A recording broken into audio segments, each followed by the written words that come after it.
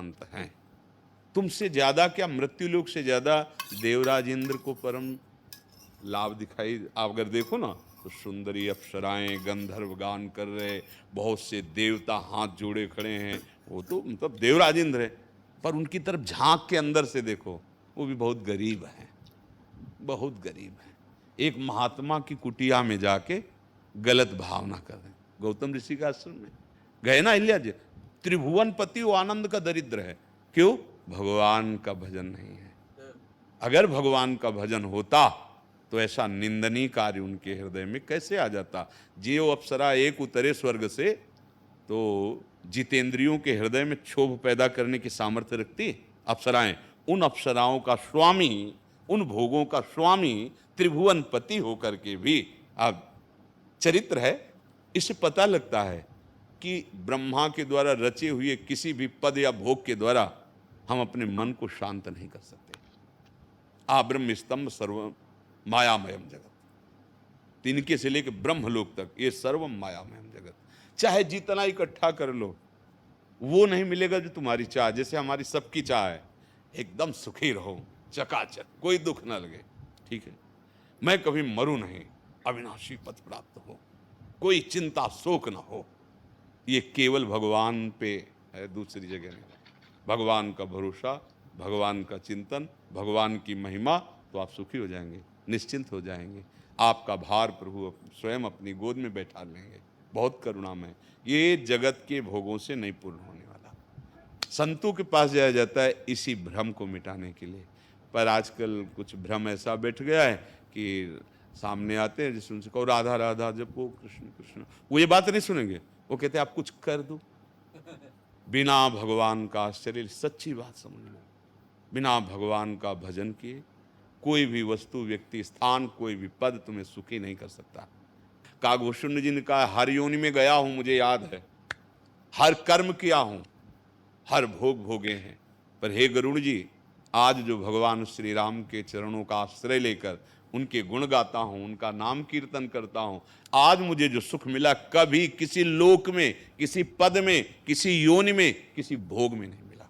काकभूषुंड जी कह रहे हैं, भगवान की कृपा से मुझे अखंड स्मृति प्राप्त है। मैं बहुत जन्मों को देख रहा हूं कि मैंने बहुत कर्म किए, बहुत योनियों में गया, बहुत सुखों को भोगा, पर आज भगवान श्री राम का आश्रय लेकर जो भजन में सुख मिला, वो कहीं नहीं मिला। तो हमें महापुरुषों के वचनों का आश्रय लेना चाहिए। हर प्रश्न का उत्तर है। अगर भगवान का नाम जप करो, भगवान के आश्रित होकर अंदर से, और अच्छे आचरण करो, गंदी बातें, गंदा खाना पीना, देखना सुनना, बोलना छूना, ये छोड़ दो। ज्यादा कुछ नहीं करना होता। हमारे भगवान बड़े कृपालु हैं, इसी से भगवत प्राप्ति हो जाएगी। हम लोग क्या करते हैं, चलनी में गैया दुहे और दोष दैव को दे, ने? आचरण बुरे करते हैं और कहते हैं भाई हमारे भाग्य में भजन लिखा ही नहीं, हमारे भाग्य में भगवान ने ऐसा, वो तो हम चलनी में गैया दुहे। अरे भैया पात्र देखो कितने छेद किए हुए हो, उसमें दूध टिकेगा? और कोई कोई तो आके यहाँ बोलता 20 वर्ष से मैं भगवान नाम जप कर रहा हूँ, मुझे तो कुछ अनुभव नहीं हुआ। चलनी में गैया दुहे और दोष दैव को दे, हरिगुरु कहो न मानई। न गुरुदेव की आज्ञा, न हरि की आज्ञा, गीता है, भागवत है, भगवान उसके अनुसार चलो, अभी आनंद। सच्ची बात है, ये ऐश्वर्य में जो तुमने सुख बुद्धि कर ली है, वास्तविक नहीं है इसमें सुख। मान लो हम कह रहे हैं रुपया आपका बैंक में जमा है, मरोगे तो है ही, चवन्नी ले जाओगे क्या? अच्छा खाओगे कितना? वही 2 रोटी 4 रोटी, रोटी दाल, और क्या पाओगे? रुपया थोड़ी पालोगे। काहे को तृष्णा रुपये की रखते हो? भरण पोषण हो रहा है, भगवान का चिंतन हो रहा है, जिस समय जैसा विधान होना होगा, वो सरकार अखिल ब्रह्मांडों का पोषण करते हैं। तुम उनके शरणागत हो, तुम्हारा पोषण हो जाएगा। तुम्हारा भार वो स्वयं लिए हुए हैं। चिंतन करने की जरूरत है।